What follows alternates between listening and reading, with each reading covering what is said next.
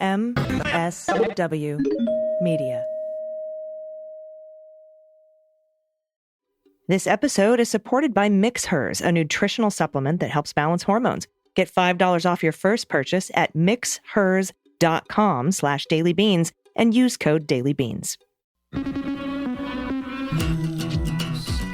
with swearing. Daily beans, daily beans. Daily beans, daily beans. Hello and welcome to the Daily Beans for Thursday, August 3rd, 2023. Today, the Tree of Life gunman has been sentenced to death for the 2008 shooting. Idaho medical professionals will be able to refer patients to out-of-state abortion service providers. Mike Pence, who thinks he actually has a shot at becoming president, has vowed to reinstate the military trans ban if elected. The judge assigned to Donald's third indictment trial has some history with the orange bag of bone spurs, and the New York AG says Trump fraud case is ready for trial. I'm your solo host today, Dana Goldberg. Hello, all my Beans listeners, my Leguminati. As you know, we have been teasing you all week about whether or not I would be flying solo on any of these recordings. Today's the day.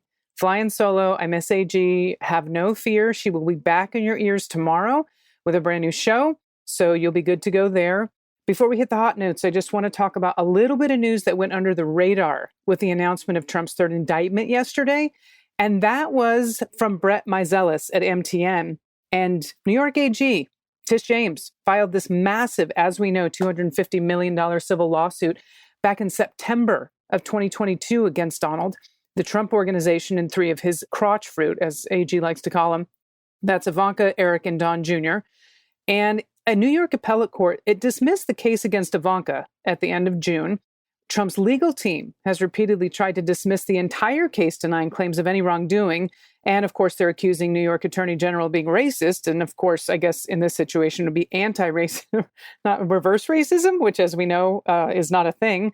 And in addition to stating that she is ready for trial, Tish James, this new filing from her, also states the following. There are no outstanding requests for discovery. There has been a reasonable opportunity to complete the foregoing proceedings. There has been compliance with any order issued to pre-calendar rules, and that's 22 New York CRR 202.12. And if a medical malpractice action, there has been compliance with any order pursuant to that same statute. So, game on. Tish James is ready to go. We just didn't hear about it yesterday because, he got his third indictment. So, yeah, that's basically all the news we've got in the discussion. I have no one to talk to other than myself, so why put you through that? Let's just hit the hot notes. Hot notes. All right, everyone, there is content warning on this first story, and I wanted to start heavy just so that we don't have this be the last thing in your ears before we go to break. The gunman who stormed a synagogue in the heart of Pittsburgh's Jewish community and killed 11 worshipers.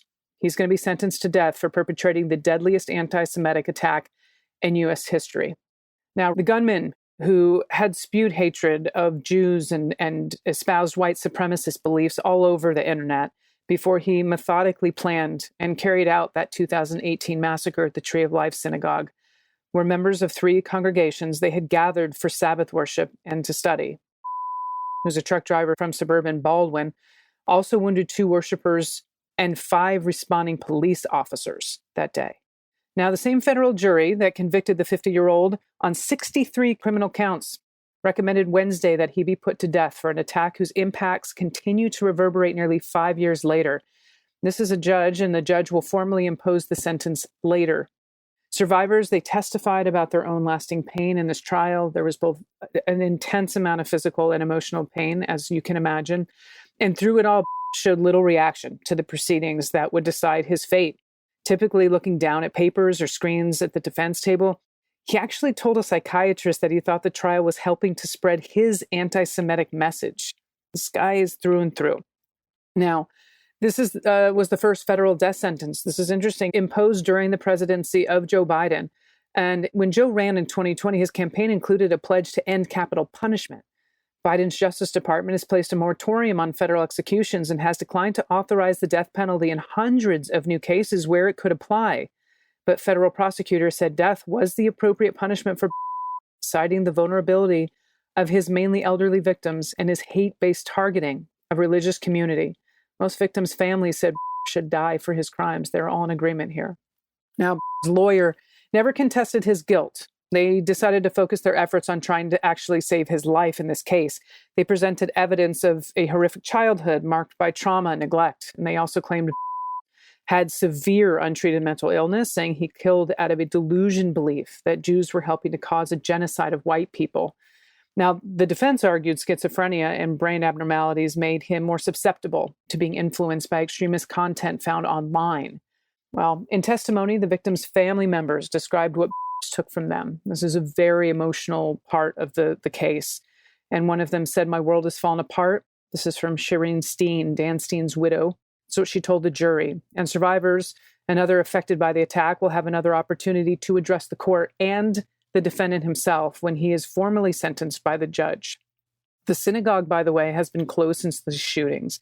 The Tree of Life congregation, it's working on an overhauled synagogue complex that would house a sanctuary, a museum, memorial, and a center for fighting anti-Semitism. So they're trying to find some collateral beauty in this horrific, horrific massacre. So thank you for letting me get through the first story. This next one is not any better for the trans community. This is from Alex Bollinger at the LGBTQ Nation. It seems the Republican presidential candidate, I find it hilarious that he calls himself Mike Pence. Well, not that he calls himself Mike Pence, but that he thinks he has a chance of winning the White House. This asshole says that if he does win the election, he's going to ban transgender people from serving in the military again. Now, Pence was speaking to reporters in Nevada, and it's an early primary state, when he said that it makes no sense to let transgender people serve in the military. Actually, Mike Pence, it does. And Donald Trump, as we know, he banned transgender people from serving the military via a tweet in 2017. And that was several months after entering the White House. And this is one of the many attacks from his administration on the LGBTQ plus community. So Pence himself, if you follow his political career, he has a long history of fighting against the rights of the LGBTQ community. And this goes back to his first successful congressional campaign when he promised basically to support redirecting HIV and AIDS funding to conversion therapy. And this has been documented. We know he's been a homophobe for his entire career. In 2018, as Trump's transgender military ban was being revised, Pence apparently was rumored to be its chief architect. And this is from several sources. That's what they told Slate at the time, that he, and I quote, played a leading role in the creation of this report. And that was a report written with the help from anti-transgender hate groups to justify the policy in a way that courts may approve of it. Now, another source told Think Progress that the report was a product of working group led by Pence in order to reach different conclusions, by the way, about the effects of allowing transgender people to serve openly in the military than the Pentagon had reached prior to that. So he's trying to come out and do his own little think tank, saying the Pentagon is wrong with their research that they had done on transgender readiness for the military. Now, shortly after President Joe Biden took office in 2021, his administration lifted the transgender military ban. And that was a move Pence criticized in Nevada this past weekend. And I don't know if you're Camp Nevada or Nevada. I may go back and forth from each camp depending on how I'm feeling in the moment. Another quote from this story, he said, "I believe it affects recruitment," citing absolutely no evidence, by the way. And he went on to say, "I believe all this politically correct nonsense that's going on at the Pentagon is affecting recruitment in the United States military. We've got to get our military back to focusing on being the best trained and best prepared military in the world." Now, he was parroting a popular conservative talking point, by the way, that the military has become woke. Who does that sound like? Since Biden became president, even though many policies cited as proof of military wokeness, if you will, like allowing gay and bisexual people to serve in the military, are at least a decade old. This shit is old. I'm like, stop with this. Florida Governor Ron DeSantis, he's similarly claimed that people are refusing to join the military because of said wokeness, which is bullshit. And when confronted with statistics showing that he was incorrect, which he is about a lot of things, DeSantis said that, and I quote, "Not everyone really knows what wokeness is." You, sir, have no idea what wokeness is. If you asked DeSantis to define this, he would look like he always does. And that looks like, when they said aliens were real in Congress, I just have to assume that they are talking about DeSantis, because apparently they're living amongst us just trying to fit in, which he doesn't do very well. In this story, we've got from the Des Moines Registry notes in this story that Pence has yet to secure a spot. I think this is the best part of the story, by the way.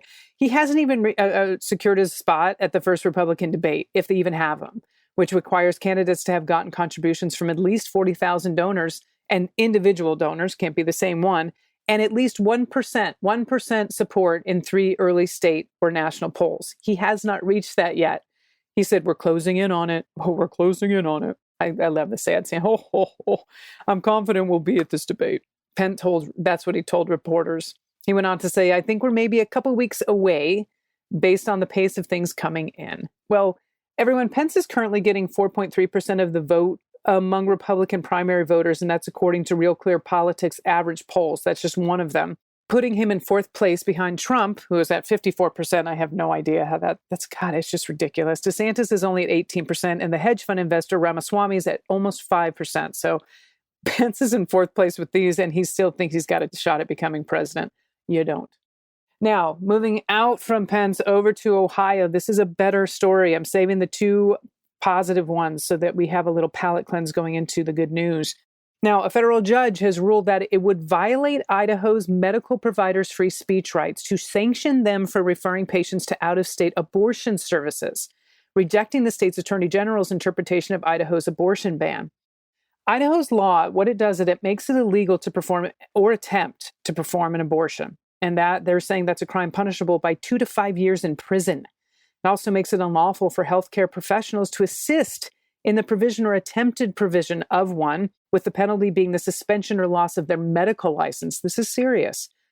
Well, Republican Idaho Attorney General Raul Labrador wrote a letter to a conservative lawmaker in March in which he opined that referred a patient to legal abortion services in other states would constitute assisting in an abortion or attempted abortion, and thus would require suspension of the health professional's license.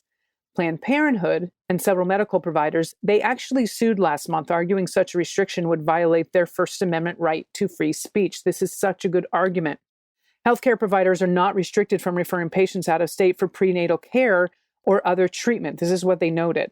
Medical professionals, and I quote, will be forced to choose between facing criminal penalties themselves and offering referrals and information about legal out-of-state medicinal services to their patients. That's from U.S. District Judge Belin Windmill wrote in this order on Monday, went on to say, simply put, their speech will be chilled. This case is one of 2 targeting Idaho's strict abortion laws. A separate lawsuit challenges a new Idaho measure making it illegal to help minors get an abortion without parental consent.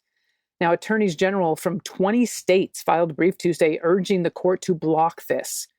And this is another quote, the Constitution protects the individual right to travel between states, and Idaho's radical legislature cannot abolish that right. That's from Democratic Washington Attorney General Bob Ferguson. He said that in a statement. Even before the U.S. Supreme Court's Dobbs decision last year overturned the landmark abortion rights ruling in Roe v. Wade, some Idaho residents actually traveled to neighboring states for the procedure just because they had the closest clinic. Now, the following year, with abortion criminalized in Ohio, what it's done, its neighboring states saw a significant increase in abortions, including about 1,500 in Washington, more than 1,300 in Oregon, nearly 2,600 went to Nevada, and that's according to data from the Society of Family Planning. And this is a quote, providers shouldn't face the threat of punishment for helping their patients obtain the abortion care they need in states where abortion is legal. That's from Megan Burrows. She's a staff attorney with the American Civil Liberties Union's Reproductive Freedom Project. Windmill's order, by the way, blocked the Office of Attorney General from enforcing Idaho's criminal abortion law as Labrador interpreted it. For technical and procedural reasons, he did not block the state boards of medicine and nursing from suspending the license of providers who refer patients for abortions out of state or who prescribe abortion drugs for patients to pick up in another state. However, Colleen Smith, and Colleen is a participating attorney with the ACLU of Idaho, she said plaintiffs were confident that the same rationale the judge applied to the Attorney General's office should also apply to the boards. The boards have not indicated they intend to start suspending licenses of providers in such cases, and Bob McLaughlin, who is a public information officer with the Ohio Division of Occupational and Professional Licenses, said the Ohio Board of Medicine does not comment on pending litigation. So They are trying to block these in many states, and at least they're finding loopholes so that these women, non-binary people, and transgender men can get the abortion healthcare they need. So there is good news in that story. And for those of you following this third indictment and the judge that was assigned the case, more good news. This is from Kyle Chaney at Politico. Now, when Judge Tanya Chutkan presides over the new criminal case against Donald, this is not going to be the first time she's tangled with the former president and his lawyers. In fact, the U.S. district judge, she's already dealt with the ex-president in one of the most significant legal blows of his lifetime, triggering perhaps the greatest deluge of evidence about his bid to subvert the 2020 election, a scheme of which he now stands charged with serious crimes. So, the Obama-appointed judge ruled in fall of 2021 that the House January 6th Select Committee could access reams of Trump's White House files. And this is a ruling that was subsequently upheld by an appeals court and left undisturbed by the Supreme Court. Okay, so this has gone all the way up to the Supreme Court and they didn't want to touch it. That evidence, call logs, memos, internal strategy papers, and more from the desks of Trump's most trusted advisors, well, that became the backbone of the committee's evidence back with the January 6th committee, and it shaped much of the public's understanding of his effort to seize a second term if he didn't win. And he didn't win. Now, much of that evidence resurfaced Tuesday in the special counsel Jack Smith's 4-count indictment of Trump, which referenced call logs and White House records that were already familiar to Americans who tracked the January 6th committee proceedings. Now, Chutkan was randomly selected, so we have to remember this because the right is going to fucking say this is rigged and that's a Obama-appointed judge. This was completely random, just like sometimes Trump gets Trump-appointed judges.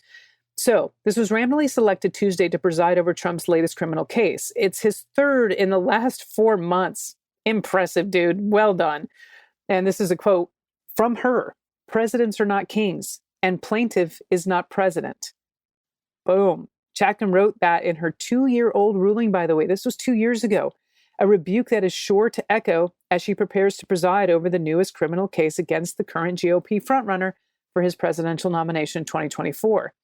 Now, she has avoided some of the most pointed criticism of Trump that some of her other colleagues on the federal bench in D.C. have delivered, as they've sentenced defendants who participated in the January 6th mob that attacked the Capitol as part of Trump's bid to remain in power. Judge Reggie Walton, for example, has called Trump a charlatan. Judge Amit Mehta said January 6th defendants were pawns of Trump and his allies, and Judge Amy Berman Jackson has chastised Republicans for refusing to level with Trump about the 2020 election.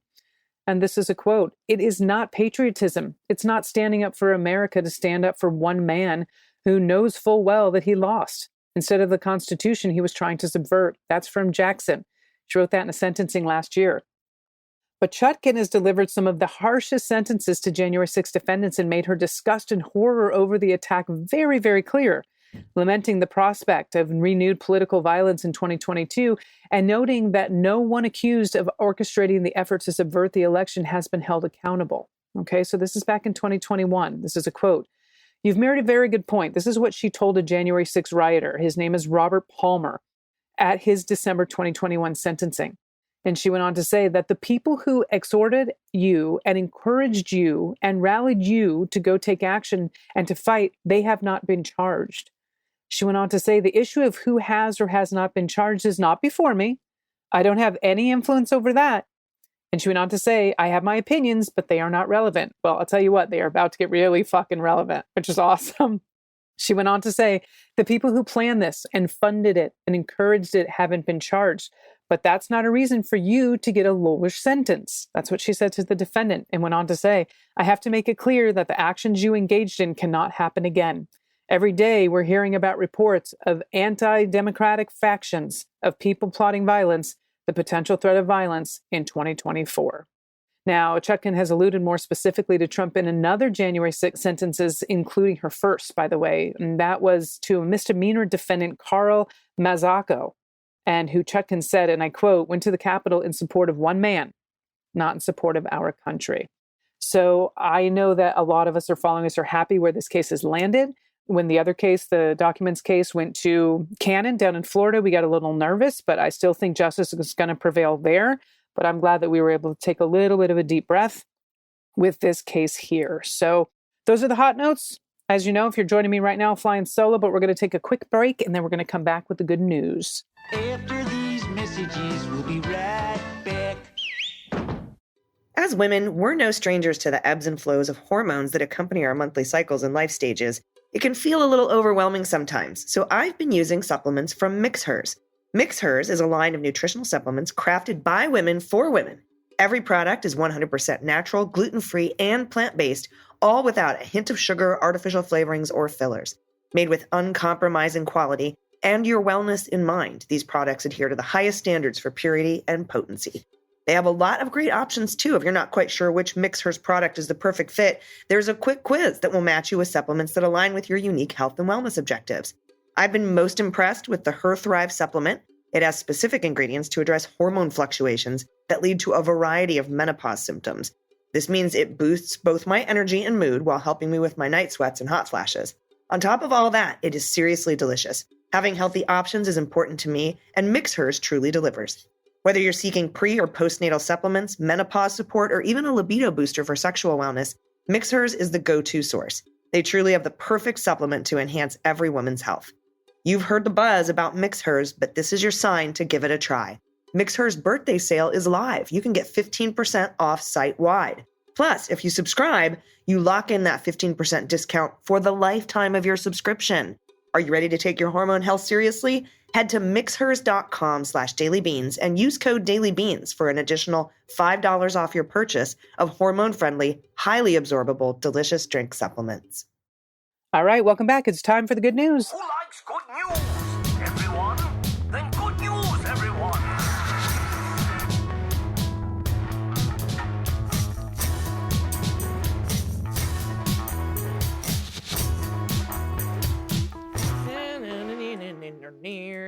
Good news, good news. Welcome back, everyone. And before I hit the good news, I just want to say if I was going a little quickly in the last segment, that was just nerves, because I get them sometimes. You would think I stand in front of 4,000 people, tell jokes. I don't have them. But for some reason, when I take over Allison's baby, I get nervous. So if it was too fast, listen to it on half speed. I mean, I'll probably sound drunk, but really, who knows the difference at this point? So if it was too quick, I apologize. I'm going to slow down in the good news stories. And speaking of good news, if you have any submissions, we've got good news, confessions, corrections, as we know, idioms of the world, assholes of the Senate. There are many misheard lyrics. We love those. AG and I love your whoopee stories. I like pictures of babies. You can save the frog orgies for Allison for when she comes back. And make sure that you submit them to the podcast because we love hearing these. All right. First up, this is from Cliff in Miami, pronouns he and him. I didn't know Jack. That's what Cliff said. Went on to say, hello, Beans Queens. I have an embarrassing lack of knowledge that I'd like to share with your audience. For the first 50 years of my life, I thought 3 Kennedys were assassinated, John, Jack, and Robert. Sadly, when I had to go to my husband's grandfather's hospice, the nurse yelled out, Jack, at Grandpa John. And when we got to the car, I asked my husband about Jack. Who's Jack? He told me that's the nickname for John. I was reminded that I didn't know it at all. So I don't know Jack. And actually, I think I just learned that today as well. So thank you very much, Cliff, in Miami for that submission. I had no idea that was a nickname for John. Huh. The more you know. Cue shooting star. All right, this next one is from I'm Shy. Pronouns she and her. I feel like I'm reading, what are those personal ads? I'm shy. Okay, this is from I'm Shy. Pronouns she and her. Hello, everyone. I want you to know about a woman named Caitlin Gooch. She lives in North Carolina and known as the Black Cowgirl on the socials. She brings literacy to her area's children while also teaching them about horses and other animals. She even has a miniature horse, he's not a pony, called Man Man, who she takes to schools and daycares. The children sometimes read to him. Be warned, sit down before looking at this picture because he's so cute you might faint. I hope our community will boost her work. Check out the Black Cowgirl on socials. We'll include a link, by the way, to saddleupandread.org in the show notes. So it's saddle up and read, literally saddle up and read, as in a book.org. And oh my God, this miniature horse, you are right, is fucking adorable. Oh, now I'm definitely following the Black Cowgirl on the socials. Oh my God. Well, I'm Shy, Anonymous. Thank you so much for this. Thanks for bringing it to our attention. All right, we're going from horses to bunnies. This is from Bunny, pronouns she and her. Beans Queens. I wanted to make a shout out to those who have or will be testifying in court against the former guy. I spent nearly 8 hours in an unrelated federal trial, and the experience, including the media that followed, haunted me. To all those who find the courage to fulfill their civic duty by taking the stand, I hope you also have the courage to seek any support you may need to thrive after your valiant contribution towards pursuing justice. What an important submission. I also wanted to recommend the following doctoral dissertation, as there has been and will continue to be unfortunate but potentially devastating influx of media-related trauma due to the inflammatory reactionaries in political power and the vile behavior they encourage. And the doctorate's called The Traumatic Impact of Media Humiliation, Misinterpretation, and Victim Shaming on Narrative Identity and Well-Being. It's by Christine Marie. The link's going to be in the show notes, so you all can check this out, and I implore that you do. As trials ramp up, I feel a deep respect for all those who take on the weight of shouldering the cost of justice and democracy. For those who are doing their part, know that they are not alone as you carry that weight. For Pod Pet Tax, I offer my extremely pampered senior man cats, Aku, the Void, and Teru, the Tabby, who keep me company in my study as I work on my research and writing and are kind enough to share their home with their adoring human companions, my nesting partner and I. Thank you for all you do. And, I guess we should probably share a little bit more about photos. For those of you that can't see them, beautiful, beautiful tabby cat on what looks like chairs, by the way, that were upholstered by the owner. They had to have been. These are fantastic. Gorgeous kitties, and there's a little black one in a kitty cage. These are the babies. They're the babies. And this miniature horse is absolutely adorable. I don't think it could be more than, let's see if that little girl is probably about 3 feet. There's no way this horse is more than 3 feet high, probably about 2.5 feet. I mean, they're really, really cute. All right, we're moving on to the next submission. This is from Anjima. No pronouns on Anjima. And there's also no pronunciation, so I really hope I'm giving that what it deserves. Warm hellos. I'm hoping some of your listeners could open their hearts and homes to 3 4-month-old kittens who've been fostering since their feral mother tossed them through a small hole in our attached garage at 4 weeks old. There were 6 originally. We've adopted out 3, but we still have a darling little lady, Cassandra, and her brothers, Prince Edgar. My God, Dana. Prince Edgar and Ricky. We took their care very seriously and have poured hours of love and attention on them to provide some lucky persons with polite, affectionate, and well-adjusted companions. We plan to spay and neuter them as soon as possible, as well as get them vaccinated and dewormed. They each have a unique personality, so there's someone for every type of human. Ricky has loads of energy and likes physical play. Cassandra's a lap cat who enjoys her quiet cuddle time, though she can outrun and outjump Ricky. Good to know. Edgar is my little gentleman. He runs up or jumps onto my shoulders while I'm sitting on bed after first seeking consent. He then lands perfectly with no claws. He gives my ear a little lick, then he lays out like a mink stole. He and Cassandra are my panthers. We should love to keep them with us, but we are already spoken for by 2-year-old sister cats who are high maintenance temperamentally, and a part Maine Coon Casanova who adopted us when we moved here in October. We've also been feeding the kittens presumed daddy, who is a young, handsome sweetheart. He was a stray and has been maimed by something or someone prior to showing up on our porch, desperately asking for protection and care in around January. He's a good boy and just wants to be loved and accepted. He wants to love a family. He's very sweet with the kittens as they climb on him. We will deliver the kittens and or their dad to a loving home as far between Mountain View and Trinidad, California, or along the I-5 corridor. So there you go. You've got a kitten delivery service if you're interested in these little babies. Thank you for all you do. If you can help, check out the link in the show notes to connect with Anjima. And we'll have that link for you in the show notes if you would like to look at any of these baby kitties. Oh my goodness, they're adorable. They've got them staged in a photo with an e-cigarette. I'm not promoting that, but Ricky swears he was just holding the e-cig for a friend. And then Ricky's face says, "I learned it from you, Mom, okay?" And then Cassandra's coat is silky as a bunny. She's a lap cat and loves to cuddle. If you want a calm girl, this is her. She's very smart and gets along with others. These little 3 kittens. 2 kittens. If you're interested and you're in the California area, the link's in the show notes, and we will connect you with said caretaker right now. Okay, this is from Jake. This is so weird to do alone, everyone, by the way. I hope you're still listening to the good news. AG, I know that you don't always get a co-host when I'm gone. I don't know if this is just as awkward for you. I feel like I'm doing podcast masturbation right now because I'm doing it alone, but you guys are all watching. All right. This is from Jake, pronouns he and him. Hello, Queens of the Beans and Minstrels of the Righteous Rage. I love that. This is a shout out, good news story. I joined a group of local dads a few years ago when we were just a few guys meeting for play dates with our kids and a night out with some guys once a month. Well, we have grown like crazy over the last years, thanks mainly to efforts of Sean, our main organizer and social media wizard. This year, we organized our first of many free dad hug booths at Tacoma Pride. Oh my God, I love you guys. There's mama bears and mama hugs, but we need dad hugs. We made custom shirts and 10 by 4 foot banner, which got covered in words of encouragement and support.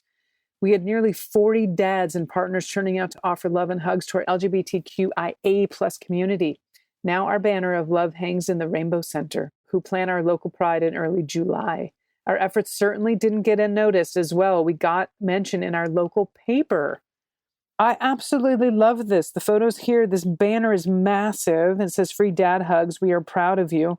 And it does have all these words of encouragement. And they've got these shirts made that have the trans pride flag on them. It says, I'm proud of you, free dad hugs. Oh, your face. I don't know if this is you in this photo. Oh my God, so handsome. I'm loving this, Jake. Thank you so much. As always, there's just amazing listeners doing good things in the world. And I thank you. I thank you for the submissions. I thank you for writing in the good news, especially when the news can be so tough for us lately.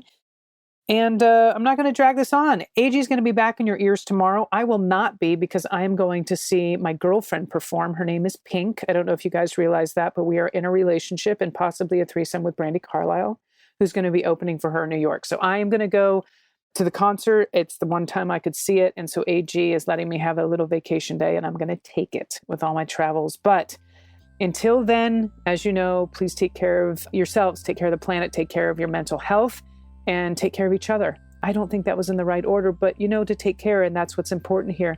And as always, how am I going to do this by myself? Vote blue over Q and take everyone you know with you. That's it. My host is AG. She'll be back tomorrow. I'm DG, and them's the beans. The Daily Beans is written and executive produced by Allison Gill with additional research and reporting by Dana Goldberg. Sound design and editing is by Desiree McFarlane, with art and web design by Joelle Reeder with Moxie Design Studios. Music for The Daily Beans is written and performed by They Might Be Giants, and the show is a proud member of the MSW Media Network, a collection of creator-owned podcasts dedicated to news, politics, and justice. For more information, please visit mswmedia.com.